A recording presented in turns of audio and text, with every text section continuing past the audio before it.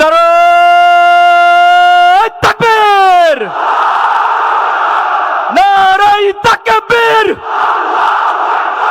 ইসলামী ছাত্র শিবির জিন্দাবাদ, জিন্দাবাদ। দিল্লি না ঢাকা, দিল্লি না ঢাকা। আমরা কোন ডিপ স্টেট এবং কোন কায়েমবাদী স্বার্থের মধ্য দিয়ে বাংলাদেশে গিয়ে ক্ষমতায় যাবে, এটাই প্রজন্ম সহ্য করবে না। বাংলাদেশে যারাই ক্ষমতা যাবেন, এই প্রজন্মের পালসকে বুঝে, ছাত্র সমাজের পালসকে বুঝে, ছাত্র সমাজের সমর্থন নিয়ে তারপরে আপনাদেরকে ক্ষমতায় যেতে হবে। শহীদদের সাথে যদি কোনো গাদ্দারি হয়, আমরা বলছি আমরা এক একজন আবু সাইদ হয়ে যাব, আমরা এক একজন হাদি হয়ে যাব, কিন্তু এরপর শহীদদের স্বপ্নকে আমরা ধূলিসাৎ হতে দিব না। শহীদের রক্তে মোড়ানো কাফেলা, আমাদের আবেগ ভালোবাসার নাম, হাজার হাজার মজলুমের হৃদয়ের অভিব্যক্তিতে যে নাম, বাংলাদেশ ইসলামী ছাত্র শিবির কেন্দ্রীয় সদস্য সম্মেলন 2025-এর প্রথম অধিবেশনের একেবারে শেষ প্রান্তে আমরা এসে পৌঁছেছি। আমাদের মাঝে উপস্থিত আছেন মোহতারাম আমিরে জামাত, আজকের প্রোগ্রামের সম্মানিত প্রধান অতিথি জনাব ডাক্তার শফিকুর রহমান, সম্মানিত অতিথিবৃন্দ, আমার প্রাণপ্রিয় সদস্য ভাইয়েরা। আমরা 2025 সালের একেবারে শেষ প্রান্তে এসে পৌঁছেছি। 2025 সাল আমাদের জন্য ছিল নেয়ামতে পূর্ণ একটি বছর। 2025 সাল ছিল আমাদের জন্য চ্যালেঞ্জিং একটা বছর। 2025 সাল ছিল আমাদের জন্য নতুন নতুন অভিজ্ঞতার সম্মুখীন হওয়ার বছর। আল্লাহ তাআলার একান্ত মেহেরবানিতে আমরা এই বছরটি অতিবাহিত করেছি। আল্লাহ তাআলা আমাদেরকে এই বছরে যতটুকু অর্জন করার সুযোগ দিয়েছেন, তার জন্য আমরা আল্লাহর কাছে তাসবিহ করি, হামদ করি, এবং আল্লাহর কাছে আমাদের নিজের অজান্তে যে ভুলগুলো হয়ে যায় সেটার জন্য আল্লাহর কাছে আমরা ক্ষমা প্রার্থনা করি। সংগ্রামী উপস্থিতি, ইসলামী ছাত্র শিবির 2025 সালের অর্জনের কথা যখন আসে, তখন আমার মনে পড়ে শহীদ আব্দুল মালেক ভাইয়ের কথা। শহীদ আব্দুল মালেক ভাইয়ের রক্তরঞ্জিত ক্যাম্পাস থেকে ইসলামী ছাত্র শিবির যাত্রা শুরু করেছিল, এবং সেই যাত্রা থেকে হাঁটি হাঁটি পাক পা করে আজকের এই দিন পর্যন্ত ইসলামী ছাত্র শিবির এসে পৌঁছেছে। আমাদের জন্য এই রাস্তাগুলো স্বাভাবিক পুষ্প বিছানো কোনো রাস্তা ছিল না, এই রাস্তাটা অনেক কণ্ঠকাকীর্ণ ছিল। আজকে যখনই 2025 সালের কোনো অর্জনের প্রসঙ্গ আসে, তখন আমার শহীদ মীর কাসেম আলী ভাইয়ের কথা মনে পড়ে। শহীদ মীর কাসেম আলী ভাইয়েরা যে স্বপ্নগুলো দেখেছেন, যে স্বপ্নগুলো প্রজন্মকে দেখিয়েছেন, তিনি সবসময় একটি কথা বলতেন যে আমরা যে স্বপ্ন নিয়ে কাফেলা যাত্রা শুরু করেছি, সেই স্বপ্নগুলো আমি আমার সন্তানের কাছে তুলে দিব। আমরা দিন বিজয়ের যে স্বপ্ন দেখেছি, আমরা বাংলাদেশে ইনসাফ প্রতিষ্ঠার যে স্বপ্ন দেখেছি, সেই স্বপ্নগুলো আমি আমার সন্তানের কাছে তুলে দিব, সে তার সন্তানের কাছে তুলে দিবে। এভাবে করে প্রজন্ম থেকে প্রজন্ম একটি পর্যায়ে সেই স্বপ্নগুলো বাস্তবে পরিণত হবে, এবং সেই স্বপ্নগুলো দিন বিজয়ের অন্যতম ভূমিকা হিসেবে পালন করবে। সম্মানিত উপস্থিতি, আজকে ইসলামী ছাত্র শিবির অর্জনের প্রসঙ্গ আসলে শহীদ কামারুজ্জামান ভাইয়ের কথা মনে পড়ে। আজকে ইসলামী ছাত্র শিবির অর্জনের প্রসঙ্গ আসলে জুলাই এবং আগস্টের আগ পর্যন্ত 234 জন ভাইয়ের জীবন উৎসর্গের কথা মনে পড়ে। আজকে জুলাই এবং আগস্টে ইসলামী ছাত্র শিবিরের অসংখ্য ভাইদের জীবন দিয়েছেন।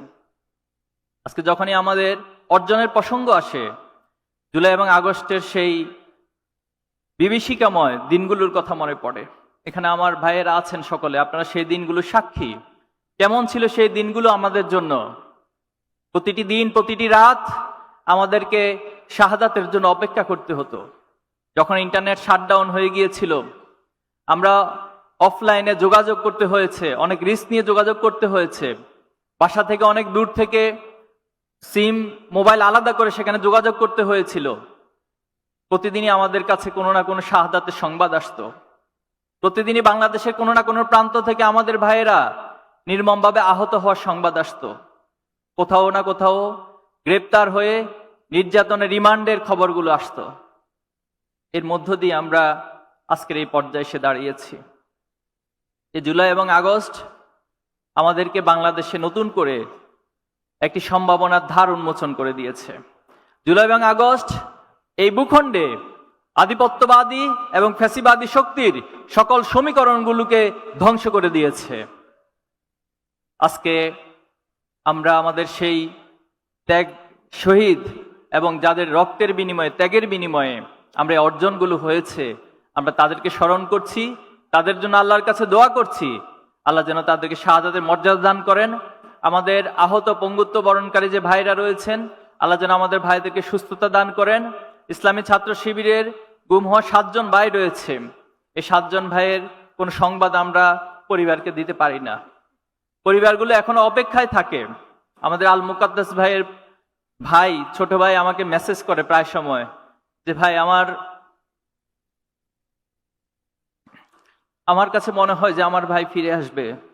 আমি ওনাদের বাড়িতে গিয়েছিলাম, ওনার আম্মা একই প্রশ্ন করেছিল আমাদেরকে, আমাদের সন্তান কি ফিরে আসবে না? তখন আমরা নিশ্চুপ হয়ে মাটির দিকে তাকিয়ে থাকা ছাড়া আমাদের কিছুই করার থাকে না। সম্মানিত উপস্থিতি, আজকে জুলাই এবং আগস্টের যে স্বপ্ন, সে স্বপ্নগুলো বাংলাদেশের জমিনে ইনসাফ প্রতিষ্ঠার মধ্য দিয়ে বাস্তবায়িত হোক, আমরা সেটা প্রত্যাশা করি।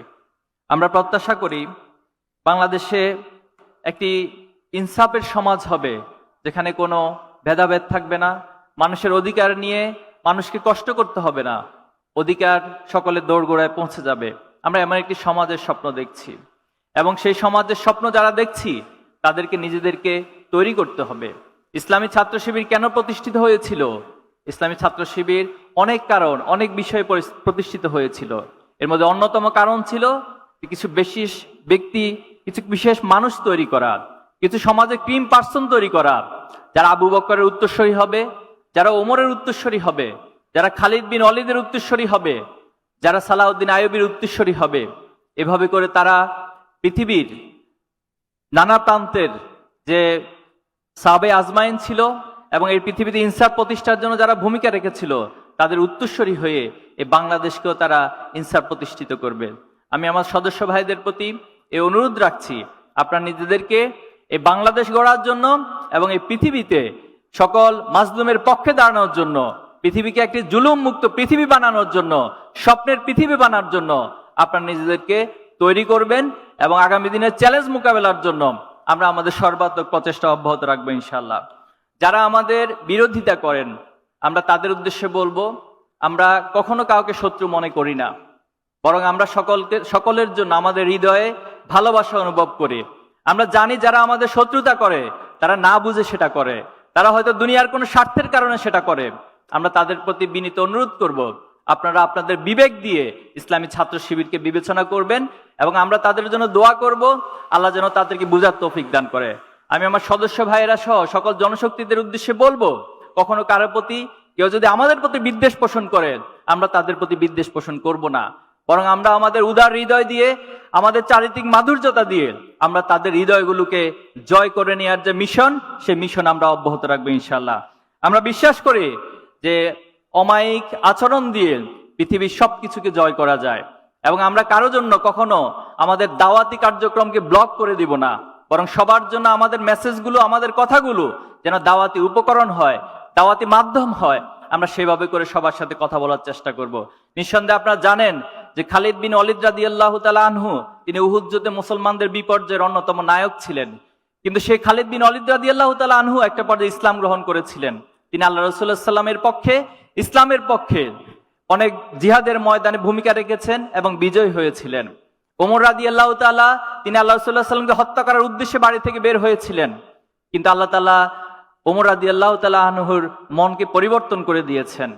যে ওয়াহশী আল্লাহ রাসূলুল্লাহ সাল্লাল্লাহু আলাইহি ওয়াসাল্লামের চাচা হামজা রাদিয়াল্লাহু তাআলা আনহুকে হত্যা করেছিল, শুধু হত্যাই নয়, হামজা রাদিয়াল্লাহু তাআলার কলিজাটুকু ছিঁড়ে এনে হিন্দাকে দিয়েছিল। সে ওয়াহশী একটা পর্যায়ে ইসলাম গ্রহণ করেছিল। আল্লাহ রাসূলুল্লাহ সাল্লাল্লাহু আলাইহি ওয়াসাল্লাম যখন তায়েফের ময়দানে গিয়েছিল, আল্লাহ রাসূলুল্লাহ সাল্লাল্লাহু আলাইহি ওয়াসাল্লাম অনেক কষ্ট করে অনেক পথ পাড়ি দিয়ে তায়েববাসীর কাছে দ্বীনের দাওয়াত, ইনসাফের দাওয়াত, ইসলামের দাওয়াত নিয়ে গিয়েছিল। কিন্তু তায়েববাসী পৃথিবীর সেই রহমত স্বরূপ মানুষটিকে তারা ছোট ছোট বাচ্চাদেরকে লেলিয়ে দিল। আল্লাহ রাসূলুল্লাহ সাল্লামকে রক্তাক্ত করা হলো। তখন জিবরাইল আমিন তিনি আল্লাহ রাসূলুল্লাহ সাল্লাম অনুমতি চাইলেন যে তায়েববাসী আপনাকে এভাবে রক্তাক্ত করেছে, আপনি শুধু আমাদেরকে অনুমতি দেন, আমরা আল্লাহ তাআলার পক্ষ থেকে এই মুহূর্তে পাহাড় দিয়ে পুরো তায়েববাসীকে দশিয়ে দিব।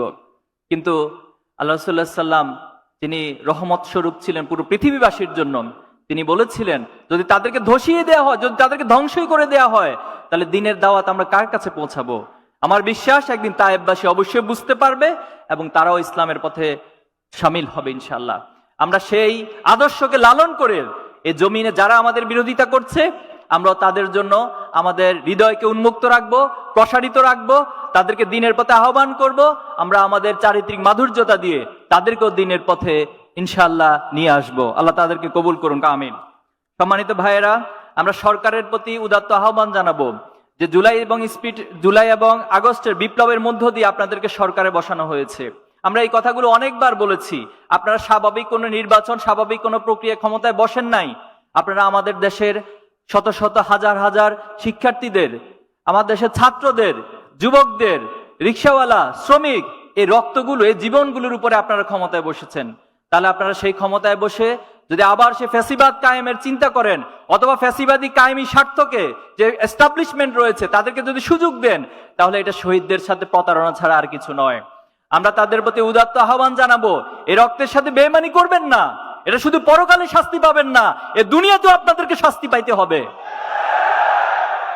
আজকে কতটা দুঃখের সাথে, কষ্টের সাথে আমাদেরকে দেখতে হচ্ছে, বলতে হচ্ছে, আমরা সময়ের মধ্যে অতিবাহিত করতে হচ্ছে। আমাদের জুলাই আন্দোলনের অন্যতম সহযোদ্ধা শহীদ শরীফ ওসমান বিন হাদিকে নির্মমভাবে হত্যা করা হয়েছে। এটা কিভাবে সম্ভব? এবং হত্যা করার পর আমরা জেনেছি ওনাকে গুলি করা হয়েছে 2টায়, অথচ বাংলাদেশের যে সীমান্তগুলো রয়েছে সেখানে নিউজ গিয়েছে সন্ধ্যা 7টার পর যে আপনারা পাড়ি বসান, চেকপোস্ট বসান। এ কেমন আচরণ করেছেন আপনি? তারা কিভাবে করে বাংলাদেশের বর্ডার পার হয়? তাহলে বাংলাদেশের বর্ডার পার হয়ে যে রাষ্ট্রে যাচ্ছে তাদেরকে কারা আশ্রয় দিচ্ছে? আজকে এই প্রশ্নগুলোর উত্তর অবশ্যই এই জাতিকে, এই প্রজন্মকে খুঁজে বের করতে হবে। আমরা কোন ডিপ স্টেট এবং কোন কায়েমিবাদী স্বার্থের মধ্য দিয়ে বাংলাদেশে কেউ ক্ষমতায় যাবে, এটাই প্রজন্ম সহ্য করবে না। বাংলাদেশে যারাই ক্ষমতা যাবেন, এই প্রজন্মের পালসকে বুঝে, ছাত্র সমাজের পালসকে বুঝে, ছাত্র সমাজের সমর্থন নিয়ে তারপরে আপনাদেরকে ক্ষমতায় যেতে হবে।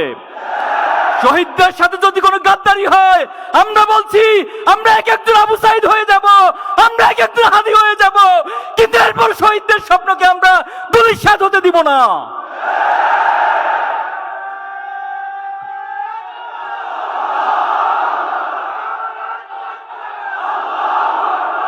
আমরা স্পষ্ট ভাষায় বলবো, অতি সত্বর শহীদ হাদি ভাইয়ের খুনিদেরকে গ্রেপ্তার করতে হবে। বাংলাদেশের সম্প্রতি তেজগাঁও কলেজে সাকিবুল হাসান রানা নামে একজন শিক্ষার্থীকে হত্যা করা হয়েছে, আপনারা জানেন, খুব বেশি আলোচনায় আসে নাই। কাদের হাতে হত্যা করা হয়েছে সেটাও এই জাতি জানে, কিন্তু দুর্ভাগ্য হচ্ছে মিডিয়াগুলো, প্রশাসন এই সাকিবুল হাসান রানার হত্যাকাণ্ডকে গোপন করেছে। এই রাষ্ট্রের জন্য আমরা জীবন দেই নাই, এই রাষ্ট্রের জন্য আমার শহীদ ভাইরা জীবন দেয় নাই। সাবধান হয়ে যান, আপনাদের উদ্দেশ্যে বলবো, সাবধান হয়ে যান, ভালো হয়ে যান। এই রাষ্ট্রের যে আকাঙ্ক্ষা, সে আকাঙ্ক্ষিত রাষ্ট্রকে বাস্তবায়ন করুন, তাহলে আমরা আপনাদেরকে সহযোগিতা করব। আর তার বিপরীত হলে অবশ্যই আমরা এই প্রজন্ম হাসিনাকে যেভাবে করে পতন করেছি তার চেয়ে ভয়াবহ লেভেলে আপনাদের পতন হবে বলে রাখলাম। সংগ্রামে উপস্থিতি, আমাদেরকে শাহাদাতে নিয়ে, আমাদেরকে মৃত্যু নিয়ে, আমাদেরকে গুলি করা নিয়ে কেউ ভয় দেখাবেন না। আমরা পৃথিবীতে পা রেখেছি শাহাদাতের তামান্না নিয়ে। এই পৃথিবীতে ইনসাফ কায়েম হয়েছে শাহাদাতের উপর দিয়ে, রক্তের উপর দিয়ে। আগামী দিনে বাংলাদেশেও শাহাদাতের উপর দিয়ে ইনসাফ কায়েম হবে।